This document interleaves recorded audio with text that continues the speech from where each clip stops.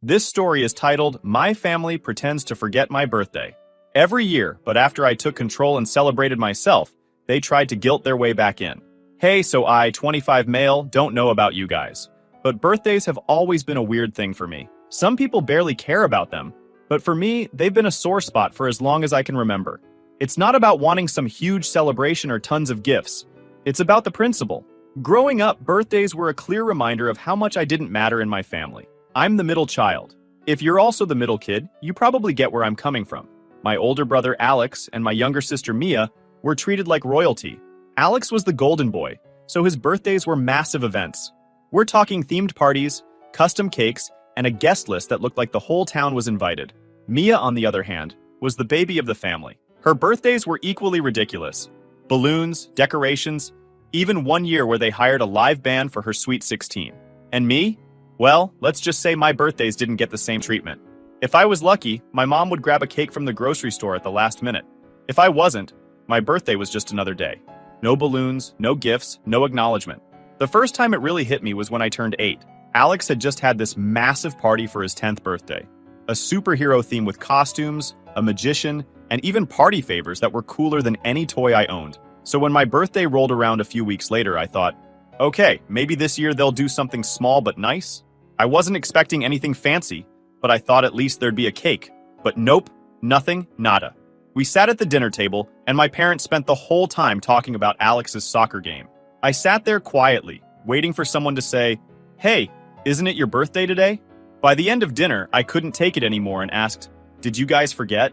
My mom barely looked up and said, oh, sorry, we've been so busy. We'll make it up to you next year. They didn't. Then it became a pattern. When I was about 13, we were out for a family dinner, and the waitress casually asked if there were any birthdays coming up. My mom chuckled and said, oh, just his, but we're not doing anything big. He's not really the type to need much. I remember sitting there, stunned, as everyone at the table laughed it off like it was some harmless joke. But it wasn't. I had been quietly hoping for something. A dinner, a cake, anything to make me feel special. Instead, I got my mom openly declaring to a stranger that I wasn't worth celebrating. Every year after that was the same story. Alex and Mia got these over-the-top parties, while my birthdays were either forgotten or reduced to an afterthought. By the time I was in high school, I stopped expecting anything. I'd save up some allowance money and buy myself something small, just so it felt like someone cared. I tried to act like it didn't bother me, but deep down, it did. It wasn't just about the birthday parties. It was what they represented. Every year, I was reminded that I wasn't as important as Alex or Mia. I wasn't the golden child or the baby of the family. I was just there. It wasn't just about the birthday parties. It was what they represented. Every year, I was reminded that I wasn't as important as Alex or Mia. I wasn't the golden child or the baby of the family. I was just there. One year, when I was about 10, I remember Alex asking for a specific toy for his birthday, and my parents drove hours to find it. A few months later, I asked for a smaller, simpler gift for mine, a book set I'd seen at the local store. My mom brushed me off saying, books are too expensive, maybe next year. I later found out she'd bought Mia a dollhouse that cost twice as much just because she'd asked for it. That was the moment it hit me. It wasn't just that I was being overlooked. I wasn't even being considered. Now with all this buildup in my inner self, I grew up with the need of being seen or getting celebrated for once. So fast forward to this year. I'm 25 now, working as a software developer, and for the most part, I've got my life together. But those feelings of being overlooked, they don't just go away. They stick with you. And this year, when my birthday was coming up, I realized I was still carrying all that resentment. I thought about how I'd been treated all these years, and something inside me snapped. I wasn't going to sit around waiting for scraps of attention anymore. If my family wasn't going to celebrate me, I'd celebrate myself. But this wasn't just about having a good time. This was about making a statement. After years of being overlooked, I wanted to do something so big, so bold, that they couldn't ignore it. I wanted to take control of the narrative and show them that I wasn't the same quiet, forgotten middle child. That's when I came up with the idea. I was going to throw a party for myself. Now, I won't lie. The idea of throwing a party and going all out almost felt ridiculous. I mean, who spends that much money and effort on their own birthday just to make a point? But this wasn't just about celebrating me. It was about taking back all the years I'd been sidelined and making a statement so bold that my family couldn't ignore it, even if they wanted to. The plan started small. At first, I thought about just treating myself to something nice, like a new gadget or a weekend trip. But honestly, that felt hollow. Buying myself a gift wouldn't fix anything. It wouldn't undo years of feeling overlooked. I needed something bigger. Something that wasn't just for me but could also send a message. That's when the idea of the cruise came to me. I started looking into luxury cruises, the kind that make you feel like a millionaire, even if it costs you months of savings. Balcony suites, 5-star dining, spa treatments, the works. I didn't care how much it cost. This wasn't just a vacation. It was a declaration. I also wanted to build up to the big reveal. It wouldn't just be a regular birthday party. I wanted it to be classy, something that felt more like a celebration of breaking free from the past. I imagined a slideshow playing in the background, showing all the forgotten birthdays, followed by the announcement of the cruise. It was petty, sure, but also poetic in a way. Once the idea was solid, I started planning. I booked a small but elegant venue, nothing over the top, just enough to set the mood. I hired a caterer to provide a spread of finger foods and desserts that would make anyone jealous. And I started working on the slideshow, pulling together photos from old birthdays where my family had either done the bare minimum or nothing at all. One thing was certain, everyone in the family would be invited, but my parents' names would be mistakenly left off the list. I wasn't trying to burn bridges, but I also didn't want their half-hearted participation ruining the vibe. Instead, I invited my extended family, cousins, aunts, uncles, and a few close friends who had always been supportive. These were the people who'd actually cared about me over the years, even if they hadn't known the full story. To build up some hype, I started posting vague teasers on social media. "Big announcement coming soon," I wrote. "Stay tuned." My friends were in on it, commenting things like, "Can't wait," and "This is going to be epic." Meanwhile, my family group chat was the usual. Updates about Alex's promotion and Mia's vacation photos. Not a single mention of my upcoming birthday. But I started to feel a mix of excitement and nerves. What if the party was a flop? What if no one showed up?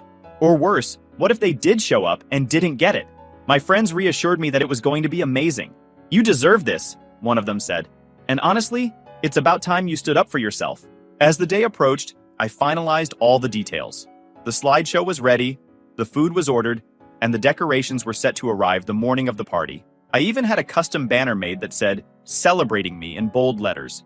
It felt a little self-indulgent, but that was kind of the point. The night before the party, I got a call from my mom. For a second, I thought maybe she'd remembered my birthday, but no.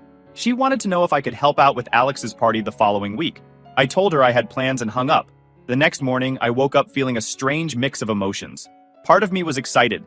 This was finally my chance to take control of my own narrative. But another part of me felt almost guilty. Was I being too dramatic? Was this just going to create more problems with my family? I shook off those thoughts and focused on the task at hand.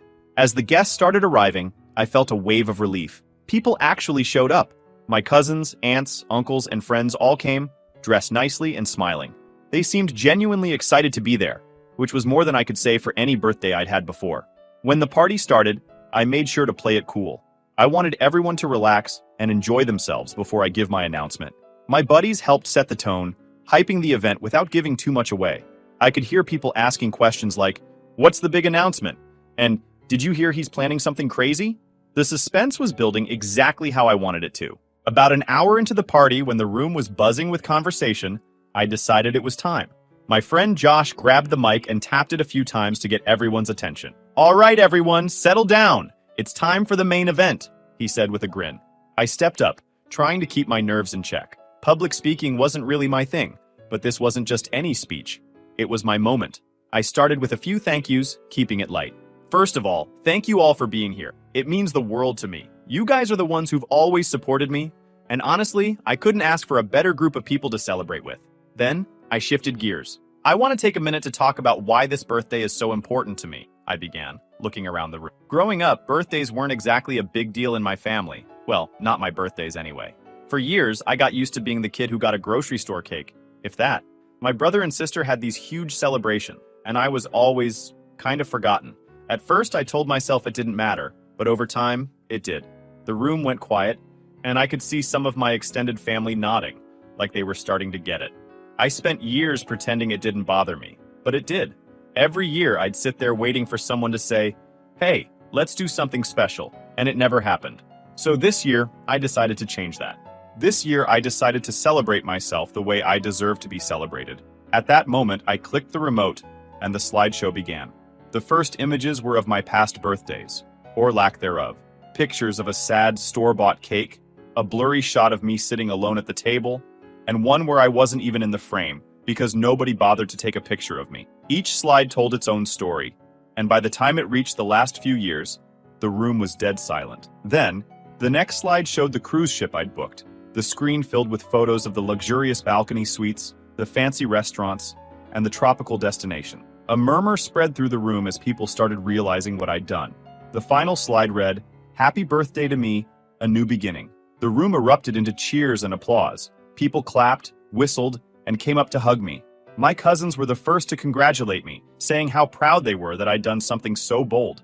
A few of my aunts and uncles chimed in, saying they had no idea things had been so bad for me growing up, and that they were sorry they hadn't noticed. Josh, always the hype man. Dude, this is legendary. You're setting the bar so high for birthdays that none of us can compete. I truly enjoyed it, and felt like finally I was being celebrated for who I was, not just as an afterthought. It wasn't just about the cruise or the party, it was about finally standing up for myself and saying, I matter too. Everything about the party was posted on social media, photos and videos, and I couldn't stop thinking about my family's reaction. I knew they'd be upset, but part of me had hoped they'd at least take a moment to reflect on why I'd done this. Instead, they doubled down, making it about them like they always did. By the time I got home, my phone was filled with messages. My mom's texts were the first I saw. The tone was exactly what I expected, dripping with guilt, tripping. I can't believe you didn't invite us. After everything we've done for you, this is how you repay us? The message hit me like a slap, not because it hurt, but because it was so predictable. It was classic mom. Twist the narrative and make herself the victim. Then there was Mia's message. Do you really think this was necessary? A little over the top, don't you think? Her words oozed condescension, as if she couldn't comprehend why I would want to make a big deal out of my birthday. Coming from someone who'd had a sweet 16 that rivaled a wedding, the irony was almost laughable. Alex's message was the cherry on top. Nice move making it all about you. Real mature. I could almost hear the smugness in his voice, like he was trying to remind me of my place in the family hierarchy. Alex was the golden boy, the one who could do no wrong. In his mind, I had crossed some invisible line by daring to make myself the center of attention. I didn't reply to any of them. Not yet. I needed time to think, to decide how, or if, I even wanted to respond. But the text kept coming. My mom started calling, leaving voicemails about how hurt she was, and how she never raised me to be so selfish. Mia followed up with a snarky message. Don't worry, we'll make sure to keep the spotlight off you next time. Even a few extended relatives chimed in, asking why I hadn't invited my parents. It was like a coordinated attack. On the other hand, the group chat with my friends was lit up with messages praising the party and hyping up the cruise. When are you leaving? Send us pics of every fancy meal you eat. It felt good to have people in my corner, especially when my family was so determined to drag me down. Later that night, I was at home, finally winding down, when my parents showed up. I opened it, and my mom barged in before I could even say anything. So, this is what you've been up to? A big celebration for yourself? No invite for us? My dad stood behind her, shaking his head. All this for a birthday? Really? He said, like I'd done something outrageous. My mom started going off about how hard they'd tried to make things fair growing up and how I was ungrateful for not including them. I didn't argue. Instead, I grabbed my phone, pulled up the group chat from the week before, and showed them the messages where everyone was hyping up my siblings' lives while completely ignoring my birthday. This is why, I said simply. Because I was tired of being ignored. They stammered for a bit, throwing out excuses about being busy and assuming I didn't care. I wasn't having it. You didn't forget, I told them. You just didn't care enough to remember. When they realized I wasn't backing down, they left in a huff. Over the next few days, I focused on preparing for the cruise. I packed my bags, finalized my itinerary, and made plans with a couple of friends who were coming along. This wasn't just a vacation. It was a celebration of reclaiming my life. But my mom didn't leave me alone and started calling other relatives, telling them I'd excluded her, and painting herself as the victim. A few aunts and uncles reached out, trying to mediate. You know your mom means well, one of them said. She's just hurt because she feels left out. Another said, family is family. You should try to work things out.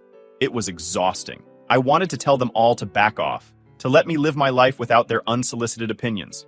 But instead, I gave non-committal responses. I'll think about it, I said, knowing full well I had no intention of caving. The day of the cruise finally arrived and I was buzzing with excitement. After everything with my family, this trip felt like a clean slate. A chance to celebrate myself without any of the usual baggage. We boarded the ship mid-morning, and the sheer scale of it blew me away. The place was massive. Over the next few days, the cruise became everything I'd hoped it would be. On the third night, after a particularly fancy dinner, Josh raised his glass and said, "To the man of the hour, finally taking what he deserves." Lisa chimed in, "You've come a long way. And honestly, we're just here for the ride. Proud of you, dude." I hadn't realized how much I'd needed to hear that. For so long, I'd let my family's treatment define my self-worth. But here, with people who genuinely cared about me, I felt like I was finally breaking free from that. Back on land, though, reality started to creep back in. My phone was overflowing with messages from my family, and it was clear they weren't letting this go anytime soon. My mom had sent a long, rambling email about how she felt betrayed by my party and how I disrespected the family. Mia sent a sarcastic, "Hope your little vacation was worth it," while Alex kept it simple. "You're unbelievable." It was exhausting. No matter how far I'd come, they still found a way to pull me back into their drama. A few days after getting home, my dad called. It had been radio silence since he and Mom crashed my place, so I wasn't sure what to expect. At first, he sounded calm. "Hey, just checking in. How was the trip?" I told him it was great, and it felt normal, like we were just talking. Then he dropped it. "You know your mom's really upset, right? She feels like you blindsided her?" There it was. I sighed. "Dad, this wasn't about her. It was about me finally celebrating something for myself after years of being ignored. Why does everything have to be about her feelings?" He went quiet for a second. "I know. I just wish you'd handled it differently. It didn't have to come to this." That was it for me. "No, Dad, it didn't. But it did because you both made it clear over and over where I stand in this family. I'm done being the afterthought." The line was silent for a few beats, and then he sighed. "All right," he said, "if that's how you feel." And he hung up. No apology, just the same deflection I dealt with my whole life. At that moment, I knew I was done. I couldn't keep fighting to prove my worth to people who couldn't see it. Over the next few weeks, I let the ties unravel. I stopped responding to their messages, deleted the group chat, and focused on my own life. Work kept me busy, and my friends reminded me what real support looks like. A few months after the cruise, things were finally starting to feel normal again. Cutting ties with my parents had been the best decision I ever made. No more guilt trips, no more favoritism, no more bending over backward for people who never bothered to meet me halfway. Life was good, and Emma, my girlfriend of 3 years, was at the center of it. She'd seen me through the worst of my family drama, and never once made me feel like I wasn't enough. When I proposed, she said yes before I even finished asking. Our wedding planning was simple, small, intimate, just the people who truly cared. My parents and siblings? Not even a thought. After the cruise, I wasn't about to invite the people who'd spent my whole life treating me like I was invisible compared to Mark and Sarah. The big day arrived, and everything was perfect. The venue was gorgeous. Emma looked stunning, and the people who mattered most were there to celebrate with us. For once, I felt like I was living my own story, not one where I played second fiddle to my siblings. But just as we were about to start the ceremony, the peace shattered. The doors to the venue slammed open, and there she was, my mom, dragging my dad along like an accessory. She wasn't just there to see or support, she was there to make a scene. "So, this is what you've been up to," she said loudly, her voice cutting through the room. "Planning a wedding and conveniently forgetting to invite your own parents. Typical." I froze for a second, disbelief washing over me. Then I stepped forward. "What are you doing here?" I asked, keeping my tone calm but cold. "What am I doing here?" she shot back, glaring. "I'm here because I deserve to be here. After everything we've done for you, this is how you treat us? Like we're nothing?" She took a step closer, her voice rising. "You think this little stunt makes you look good? Everyone's talking about your cruise and this ridiculous wedding. Do you know how embarrassing it was to hear our friends ask why we weren't invited? You made us look like bad parents." She sneered, her voice dripping with disdain. "You've always been petty, but this? This takes it to another level. No wonder Alex and Mia have surpassed you in life. You've always been too self-centered to succeed." Her way of screaming, the complete lack of awareness. It was all too much. I clenched my fists, trying to stay calm. "Embarrassing? You think this is about you being embarrassed? This isn't about you. It never was. But you couldn't stand the idea of not being the center of attention, could you?" The room went silent as all eyes turned to her. My dad stood off to the side, avoiding eye contact, as if he wanted to disappear. Typical. He'd never stood up to her for anything, not even when she treated me like I was an afterthought for my entire life. "This isn't about you," I said, my patience wearing thin. "This is my wedding. You weren't invited because I wasn't going to let you ruin it." "Ruin it?" she snapped. "You ruined this family when you started acting like a victim? You think you've had it so hard? We did everything for you. And what do we get? Nothing. Meanwhile, Mark gets a promotion, Sarah graduates, and you throw a tantrum because we didn't throw you a party. There it. As plain as ever. Even now at my wedding, she couldn't stop comparing me to them. This isn't about Mark or Sarah, I said, my voice sharper now. This is about you never caring about me the way you cared about them. You've spent my whole life making sure they came first. I got tired of being your afterthought.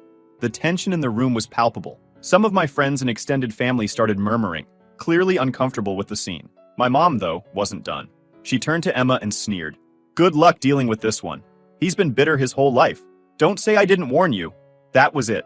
I stepped closer, my tone firm. Mom, leave. Now you've made your point. You don't care about me. You care about control. But this isn't your day, and you're not going to ruin it. My mom stood there for a moment, stunned, then looked at my dad. Are you just going to stand there? She demanded. He muttered something about not wanting to make it worse, and avoided eye contact. With one last huff, she turned and stormed out, dragging him along. A few guests, clearly uncomfortable with the scene, started to quietly gather their things and head for the door. I caught a couple of apologetic glances, but I didn't stop them. I wasn't about to let her outburst ruin the night for the people who actually cared about us. I turned back to Emma, who smiled at me softly, her calm presence grounding me. Let's do this, she said. And just like that, the day was back on track. For the rest of the night, I focused on the people who mattered. Emma, our friends, and the family who'd shown up for us. My mom's stunt didn't ruin the day. If anything, it reminded me exactly why I made the choice to cut ties. This was about us, our new beginning, and the life we were building together. A few days after her uninvited appearance at my wedding, my dad called. I wasn't surprised. He always played the middleman when things got messy with my mom. Still, I wasn't prepared for the conversation. Hey kiddo, he started, as if nothing happened. How's married life treating you? It's good, I said, waiting for the real reason he'd called. There was a pause before he cleared his throat. Look, about the wedding, your mom's pretty upset. Dad, she crashed my wedding. Uninvited, I said. I know, he replied quickly, as if trying to pacify me. But you have to understand where she's coming from. She felt hurt, excluded. She just wanted to be part of your big day. I couldn't believe what I was hearing. Part of it. She showed up, made a scene, and embarrassed me in front of everyone, Dad. How is that okay? Well, he said, hesitating. She wasn't thinking clearly. You know how emotional she can get. But honestly, don't you think you could have handled things differently? Maybe given her a heads up? I mean, you know how much she loves you, even if she doesn't always show it the right way. I tried to keep my cool. Handled it differently? Are you serious? I didn't invite her for a reason. She spent my whole life putting Alex and Mia first, and you've just let her. Now she's throwing tantrums because I finally stood up for myself. That's not fair, he said, his tone defensive now. Your mom's done a lot for this family. You can't blame her for wanting some acknowledgement. And honestly, the way you've been shutting us out, it hurts, kiddo. We're your family. You're really making this my fault? I said, my voice rising. She's never been there for me the way she has for Alex and Mia. She humiliated me on my wedding day. And you're still trying to defend her? She's your mother, he said firmly, as if that explained everything. Family isn't perfect, but you can't just cut us out like this. You'll regret it someday. That was it for me. No, Dad. What I regret is spending years trying to win your approval. I'm done with the guilt trips and the excuses. If you can't see why I'm standing up for myself now, then maybe you're part of the problem too. After all this, I couldn't take it anymore. The messages my mom sent after the wedding, and her being completely oblivious to how much damage she'd done, were the final straw. I needed to confront her. She needed to understand that I wasn't going to tolerate her behavior anymore. I drove to her house that evening, rehearsing what I was going to say. By the time I arrived, my frustration had boiled over, and I was ready to lay it all out. I knocked on the door, and when she opened it, her face immediately shifted to that smug, condescending look she'd perfected over the year. Well, look who decided to finally show up, she said, crossing her arms. I was starting to think you'd forgotten about me entirely. I didn't bother with small talk. We need to talk. Now. She stepped aside and I walked in, my words already forming in my head. You don't show up at my wedding like that, I said, turning to face her.